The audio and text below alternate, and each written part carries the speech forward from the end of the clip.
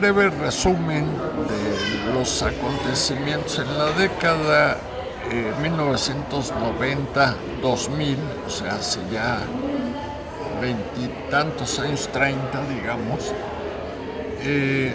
la Organización de las Naciones Unidas propuso la década de reducción de desastres naturales y recomendó varias acciones a los países miembros. Obviamente la ONU no podía obligar a ningún país a que hiciera lo correspondiente, pero resulta que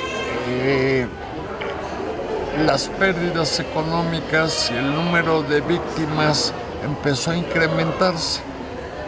Y no solo por el número de habitantes, por problemas demográficos, sino esencialmente por las dependencias tecnológicas que ya empezaban a surgir. Todavía no podemos hablar del uso extensivo de celulares ni nada de eso.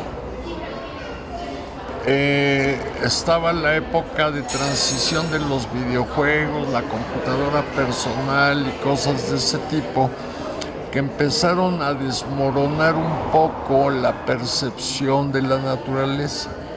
Aclaro un punto aquí, no es un problema de responsabilidad de la tecnología por sí misma, sino de la actitud de la gente ante la tecnología, que es muy diferente, el uso social de la tecnología, en otras palabras, ¿no? Tienes tu celular y cuánta gente, su cerebro es del tamaño del celular, ya, o sea, ya no van más allá. Facebook, redes sociales, están todo el día. Eso está ocurriendo en este momento. Eso baja nuestra percepción. La percepción es un conocimiento primario de algo, un fenómeno. Baja considerablemente la percepción de la naturaleza y nos da a cambio un conocimiento fragmentario, totalmente salpicado de incoherencias y de tonterías y sobre todo banalidades. Entonces lo que tenemos de conocimiento de las cosas es menor al que tenía un mesoamericano antes de la llegada de los europeos, por ejemplo, o incluso del hombre que cruzó de África a Asia. Tenía que estar con una calidad en la observación extrema para poder hacer frente a todo lo que se le venía encima, ¿no? Actualmente no ocurre eso. La tecnología ha sustituido a toda esa actitud de observación del medio que nos rodea, del medio natural.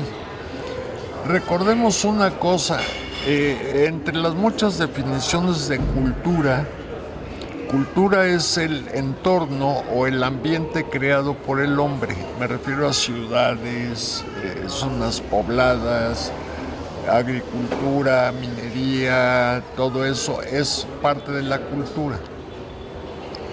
Unos anteojos no existen en la naturaleza, una obra de arte no existe en la naturaleza. La religión, la que quieran ustedes, no existe en la naturaleza, nosotros la interpretamos, que es diferente.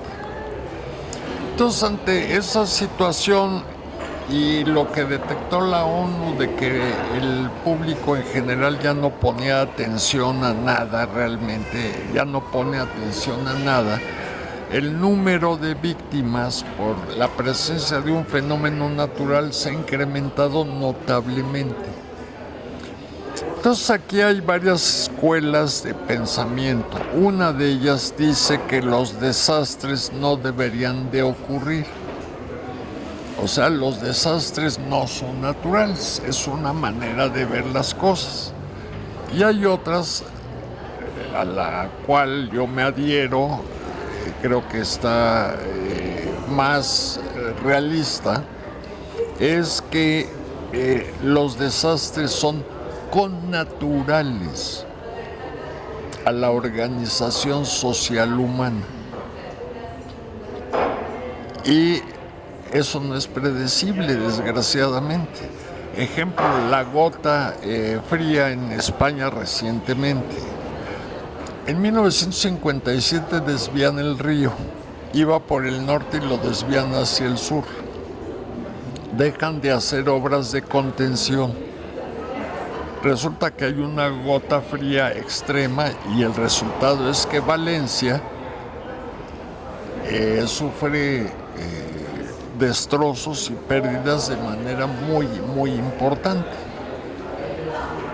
Es lo que pasa, o sea, y tú dices, pero como un país europeo con un buen nivel de vida y todo ocurren estas cosas. Hoy en la mañana estamos a 16 de diciembre, primera posada, por cierto, del Maratón Guadalupe Reyes. Hubo un terremoto en California de magnitud 7 en la escala de Richter.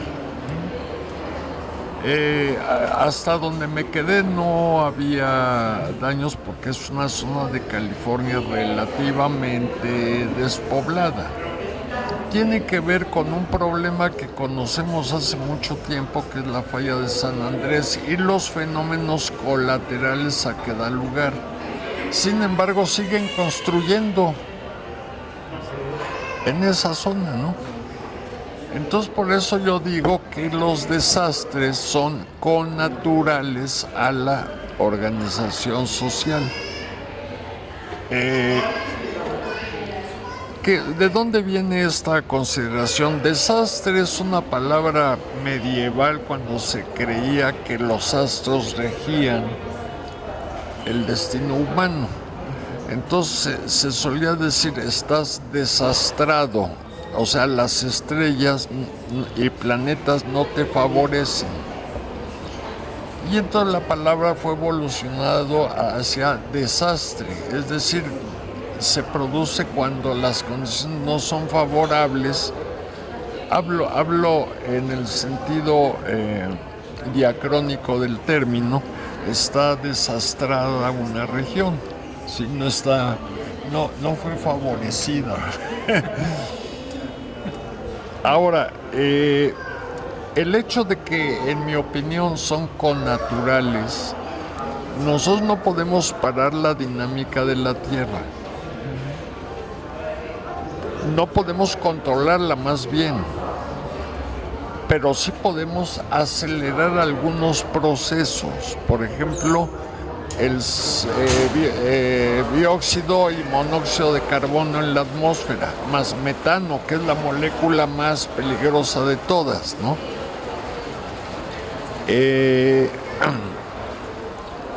Nuestro proceso industrial y nuestros hábitos de consumo coinciden en ese interés de seguir comprando. Entonces, a lo mejor lo que digo no tienen una opinión parecida a la mía, pero podemos debatirlo. Inventan el coche eléctrico como la gran solución. Es una falsedad. Una falsedad que se rebate, es decir, no la falsedad, sino la idea de que el coche eléctrico va a reducir los niveles. Muy fácil. Si yo le pregunto a Marco, ¿cómo haces un coche eléctrico? ¿Qué me respondes? Pues lleva metal, lleva hule, lleva las baterías gigantes de litio que no sabemos cómo reciclarlas. Lo tienes que pintar, el vidrio, ¿de dónde lo sacas? O sea, ¿cuál es el proceso industrial para hacer un coche? Necesitas electricidad, ¿no? ¿De dónde viene la electricidad? Imagínate, ponen unas plantas verdaderamente bestiales de energía solar en Alemania, que tiene como 30, 35, máximo 40 días de insolación al año. Entonces, aunque tengas 200 hectáreas, pues tu capacidad es realmente pobre. Te lo creo en México, te lo creo en Omán, en Jordania, en el norte de África, pero en Alemania. Entonces es otra vez el hacerse tontos, porque además ya tienes tu coche eléctrico que llevó un proceso industrial donde hubo minería, donde hubo petróleo incluido, o sea, la huella del carbono queda ahí en el coche, ¿sí? Y luego no tienes manera fácil de deshacerte de las baterías y tienes que comprar la unidad completa. Yo no sé de algunas marcas chinas o gringas, lo que tú quieras, cuánto cuesta una unidad de baterías. Te cuesta lo de un coche de gasolina, ¿no? Con esto quiero decir que nos hacemos tontos con esa idea de que el coche eléctrico va a resolver el problema, porque lo tienes que cargar además un mínimo en las mejores condiciones de 4 horas. ¿Qué pasa si te agarra en una gasolinera, en una carretera que vayas a San Luis Potosí? ¿Qué haces? Sí, Ya sé, ya me vas a decir, bueno, van a ir creciendo el número de estaciones cargadoras. Bueno, ok, llego, me estaciono, pero resulta que hay 5 o 6 esperando en la fila y cada uno dura 4 horas en carga rápida, que no se recomienda como los teléfonos celulares, sí. ¿no? Entonces, ¿qué hacer? Yo creo que la solución son los coches híbridos, pero no nos desviemos del problema. Estoy poniendo solo un ejemplo de cómo vamos moldeando las cosas para supuestamente resolver un problema. Así es. Pero seguimos consumiendo ropa sintética, una gran cantidad de productos envasados de una manera impresionante con puro plástico y no sabemos qué hacer con él. Ejemplo, en los pueblos alrededor del volcán, la gente antes compraba las cosas y tiraba la cáscara de plátano, la de aguacate, lo que fuera, y las gallinas, gallos y guajolotes llegaban y se la comían. Entonces era un reciclamiento perfectamente natural. Pero ahora, ¿cómo tiras una bolsa de un pastelito, de unas galletas? Lavaban en el río con una hierba que no me acuerdo cómo se llama y que te dejaba, como decían, sacudían la ropa en una piedra que hay en todos los ríos pequeños, pero no usaban cloro. Cuando se dieron cuenta de que el cloro blanqueaba, entre comillas, la ropa más fácilmente, empezaron a comprar cloro en cantidades navegables de cloro. Pero luego, ¿qué hacían con las botellas? Las dejaban a que flotaran río abajo. O sea, ese es el problema. Ese es el problema. Me entero, por ejemplo, estoy poniendo ejemplos concretos de cómo vemos las cosas, cómo reaccionamos. Suspenden el domingo el desfile de un refresco, la Coca-Cola, lo que se llama la caravana Coca-Cola, en la Ciudad de México. Pero en la ciudad de Puebla el gobernador va, invita a la gente e incluso se toma una Coca-Cola para argumentar por qué habían prohibido el desfile en la Ciudad de México. Sale una persona, no recuerdo el nombre ni el cargo, a decir que la Coca-Cola contribuía con los azúcares a la obesidad y a la diabetes de una buena cantidad de gente. Aquí estamos viendo el desfile de la Coca-Cola o no sé, algo por el estilo, ¿no? Bueno, pero culpan a la Coca-Cola básicamente, prácticamente de envenenar al pueblo mexicano y prohíben. En mi opinión, hay los vapeadores. Son unos cigarros, ya se sabe, eléctricos, de vapor. Yo tengo uno, por cierto. No, dos tengo de esos. Bueno, y como para decirle, ¿y tú quién eres? ¿Tú quién eres? Del gobierno, no gobierno, incluso siendo un médico, ¿tú quién eres para prohibir? Tú no prohíbes nada. ¿Por qué? Porque es hora de que este país, esta sociedad crezca y tome sus propias decisiones. Tú informa correctamente. La prevención comienza con la información, que era el lema de la década internacional de reducción de desastres naturales. ¿Sí? Tú informa que el vapeador o la Coca-Cola tiene, en un caso es muy peligrosa para los pulmones y tal y tal y tal, pero el otro decide qué hace. No tomes Coca-Cola o refrescos en general porque tienen mucho azúcar y te predispone para la diabetes. Tú informa, pero el otro decide. No prohíbes nada. No, tú eres ni Claudia Sheinbaum ni nadie tiene por qué prohibirle a la gente que tome sus propias decisiones, buenas o malas.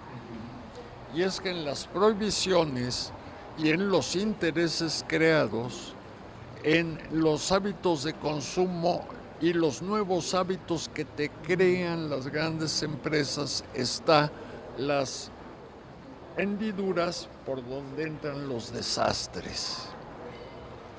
El caso de que se prohíbe el fentanilo, que no sé qué, y ve las matazones que tenemos todos los días. Que son entre bandas, pues no importa que sean entre quien quieras, es que eso no puede ser. Y es un desastre, bien localizado, que se maten entre bandas y no bandas.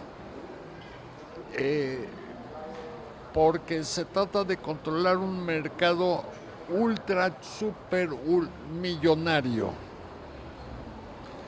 Y como ya se sabe, como vivimos en la era de la hipocresía, apenas cruza la frontera las drogas y todo lo que tú quieras, desaparecen y se distribuyen solitas, como todo mundo sabe, ¿no? O sea, ya no hay narcos. Los hipócritas gringos, que son los principales consumidores, prohibimos que no sé qué, pero ya sabemos que son movimientos geopolíticos para debilitar al otro y apoderarse de sus recursos, que será otro desastre, porque estos siguen contaminando, siguen consumiendo, siguen arrojando y culpando a los demás. Ese es el problema. Bueno, entonces el desastre como tal es un fenómeno social,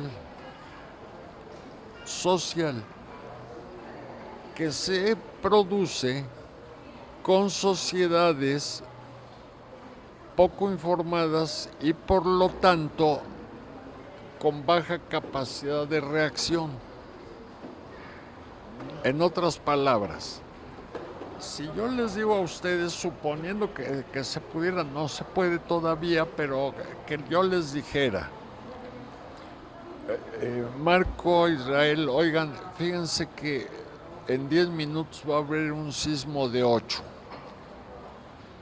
Primer punto, que ustedes me crean. Primera.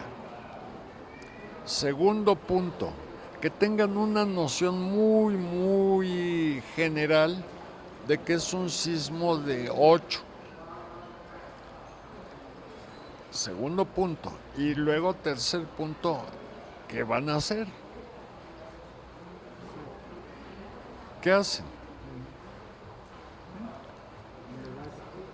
Entonces, no, pues yo hablo a mi casa, que no sé qué, que esto y que lo otro. Pues tienes esa ventaja porque tuviste un aviso temprano. Pero los que no lo tuvieron, ¿qué hacen? Los agarran en la calle, en la oficina, en la escuela, en la iglesia, en donde ustedes quieran, y la gente no sabe qué hacer. Entonces, por eso les digo, no tenemos capacidad de respuesta rápida. Hacen los simulacros, muy bien que se hagan, por cierto, muy bien. Pero 15 minutos después ahí vienen bajando las escaleras. No, muchachos, se, se tardan 5 minutos o 6 minutos. 5 o 6 minutos ya te cargó el payaso. O sea, tenemos que mejorar. Tenemos una alerta sísmica de los pocos países del mundo que la tenemos, pero es de uso social. Díganme si conocen algo más complejo que la sociedad humana. En el universo, hablo de hoyos negros y estrellas pulsares y todo. Esas son fáciles. Hacemos modelos matemáticos, pero ¿cómo me vas a hacer un modelo matemático importante, predictivo para la sociedad humana? ¿Me puedes hacer el modelo de la bolsa de valores, de los movimientos económicos? Sí, sí, pero el entorno completo no se puede.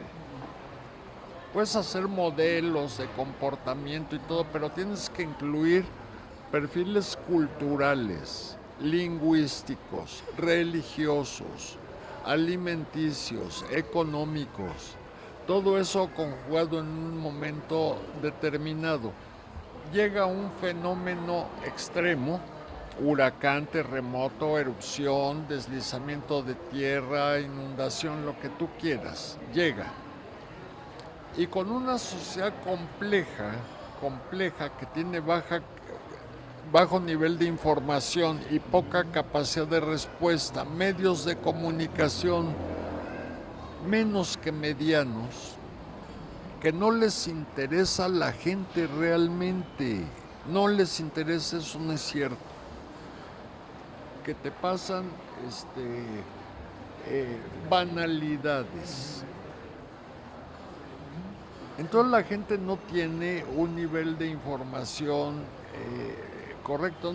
No se trata de que te hablen de la viscosidad del manto terrestre. No, por supuesto que no. Que se tenga una noción de que bájate rápido, ponte en un pilar de elevador en caso de temblor, vete a una parte alta en caso de inundación, cosas de ese tipo. Cada fenómeno requiere un sistema especial de información, dado que es social, entonces se retroalimenta. Y lo que nunca ha hecho el gobierno, no ni ninguno lo ha hecho, es generar en la sociedad que esto sea deseable, que tú exijas al gobierno, oye, vivimos en una zona sísmica. ¿Qué es eso de zona sísmica? Vivimos con un volcán activo. ¿Qué quiere decir un volcán activo?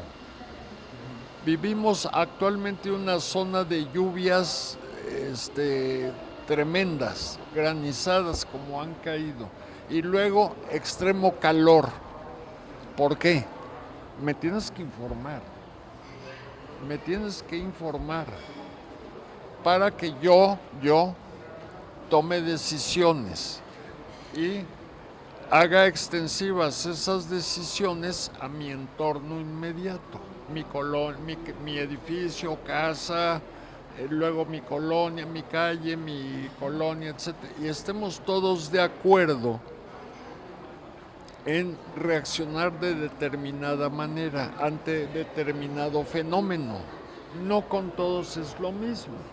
Obviamente, una granizada grande se hunde en los techos, no circulas, bueno, se caen postes, árboles, todo es un tipo de fenómeno. Otro, una erupción volcánica, no, más que en documentales se han visto erupciones de a de veras. Lo que hace el Popo ahora no es algo, es relevante en un sentido volcánico, todavía no alcanza relevancia en un sentido social, pero sí llegó un momento en donde la gente es indiferente y ya pasó una generación.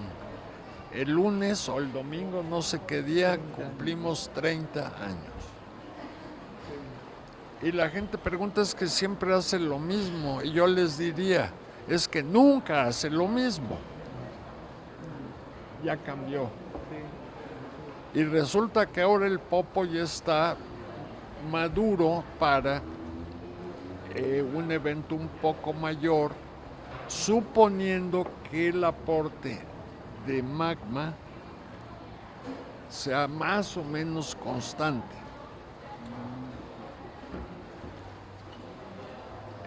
Eso lo tenemos que informar de cara al público, de cara al público. Cada fenómeno requiere su tratamiento, su nivel de información. Una pregunta, ¿lo tenemos? No. Nadie lo hace, nadie lo hace. Y México tiene una característica muy especial en su conformación social. No es todo el país, pero el centro de México por lo menos es la estructura familiar. Unos ven por otros y a ver cómo le hacemos, pero el primo se quedó sin casa, pues hay que ver y todo, ¿no? Entonces, pues poquito, mucho, lo que se pueda, le echamos la mano. En otros países se le cayó la casa al primo, ay pobre, que le vaya bien, ¿no? Ya, ahí nos vemos. Entonces, eso hay que aprovecharlo en los sistemas de información. Hablarle al público como nunca se le ha hablado. Te puede tocar. ¿Se acuerdan de las campañas bastante triviales que hubo para la prevención del SIDA? ¿Se acuerdan de la pandemia? Que no faltó quien dijera que era una broma, ¿no? Digo, bueno, mi prima falleció apenas empezaba la pandemia y fue terrible porque nos dieron nada más la cajita de las cenizas, ni siquiera vimos si era mi prima o no. Eso es indecible, es terrible. Entonces, a mí por lo menos que no me salieron con la broma de que Soros, un tal Soros, que quién sabe quién es, quiso y pagó para que inventaran un virus. Los virus no se pueden hacer, no se pueden hacer. Es la frontera entre la vida y lo vivo y lo no vivo. Es un cristal, pero ultra pequeñito. Entonces, ¿cómo lo haces? No se hacen los virus, evolucionan, mutan. Bueno, las redes sociales ahora contribuyen no a un mejor nivel de información, sino a esparcir desinformación. Entonces, ustedes que están metidos en los medios de comunicación, ¿cómo diseñarían un programa que miren que lo intentó SICOM en un principio? Para eso fue hecho SICOM y se hizo el programa con Juan Carlos Peñalba para radio. Se grabaron 60 programas. Aprender a vivir con el volcán. Y luego Televisa durante 2 años programó Por si acaso. Y luego ha estado pendiente de cuando en cuando, porque también hay que decir eso. de cuando en cuando que se activa un poco y bueno, ¿qué está pasando? Y tal, y en fin. Entonces, cumplimos 30 años hablando del Popo, 30 años, pero ya pasó una generación y un pedacito de otra. Hemos aprendido algo de lo que es una erupción volcánica grande. Dicen, me llegará, ¿qué es lo que te llegará? ¿Qué te llegará? ¿Qué crees que te llegue? ¿Ya te ha caído ceniza? Sí, sí me ha caído, pues ya te llegó. ¿No? Ya te llegó. Nada más que en una erupción grande, la cantidad de ceniza multiplícala por 1000 o por 2000. Entonces tendrás una caída de este grueso que dará lugar a otros problemas. Y si no ocurre eso, ocurre que la ciudad será impactada, la economía de la ciudad será impactada por la gran cantidad de migrantes que tengan que salir de sus comunidades. Tú, así es, casi señalando con el dedo, ¿no? Tú sabes qué hacer solidariamente con esa persona que probablemente perdió todo, que a lo mejor no regresa a su casa en 2, 3 meses, 2, 3 años. ¿Qué pasó con el Chichonal? Todo el mundo se desentendió de qué pasó con el Chichonal. ¿Por qué? Pues porque ahí viven tzotziles y tojolabales y pues como que no importa. O sea, el humanismo mexicano que tanto se habla debe recuperar eso. ¿Qué pasó? Hubo más de 1000 muertos y no sé cuántos desaparecidos. Pero la zona agrícola, la zona afectada, ¿quién la cuantificó?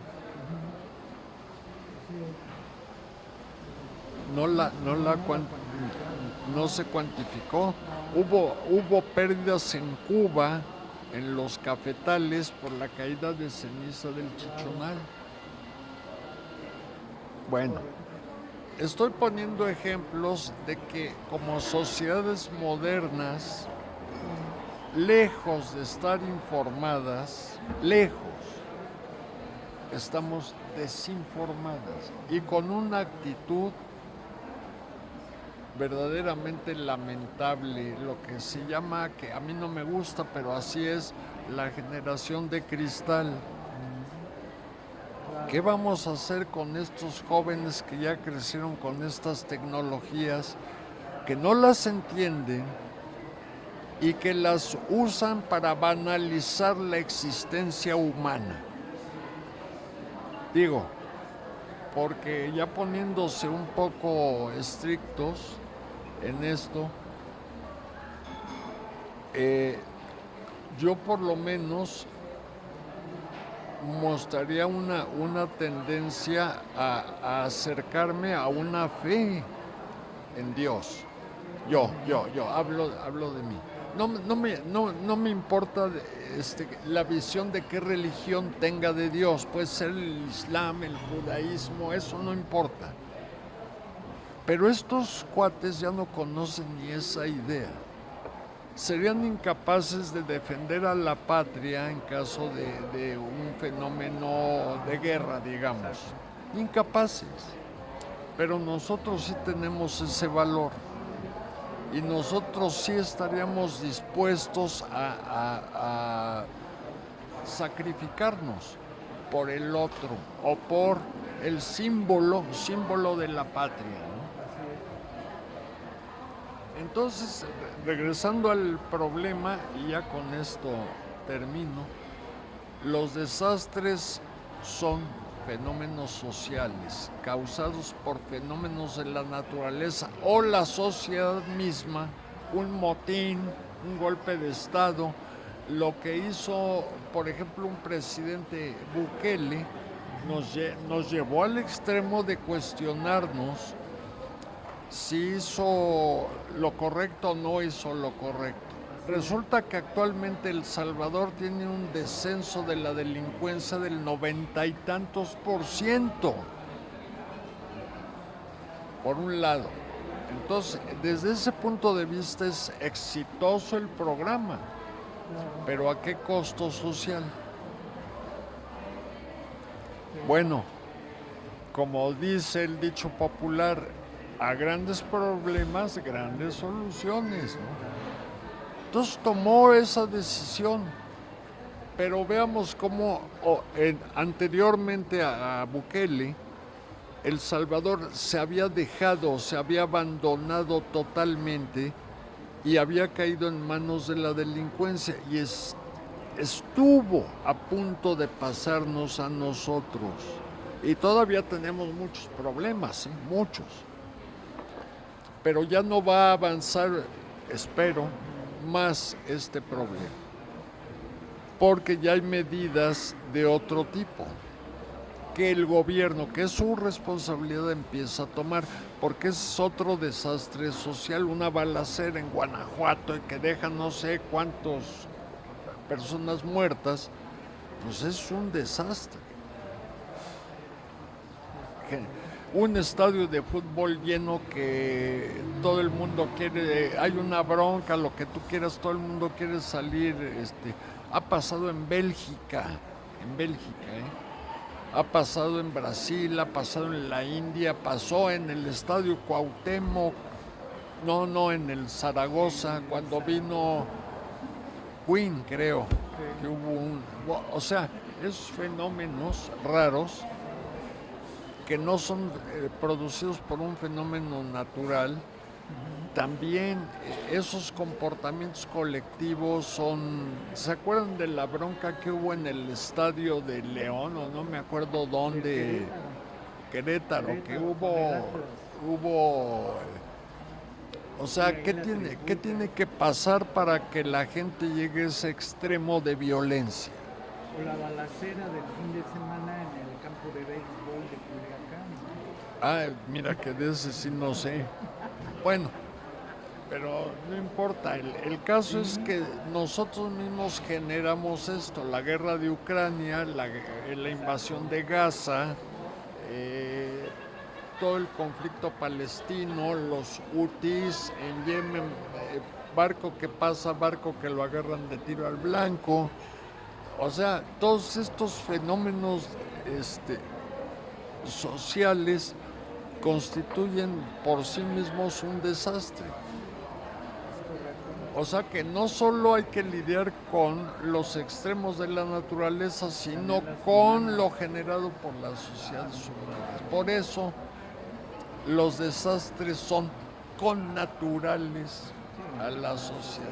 Y nuestros planes, diseños de información, deben de ser orientados no necesariamente evitar el desastre. ¿Cómo vas a evitar un huracán, un sismo, una erupción? Eso no lo puedes evitar.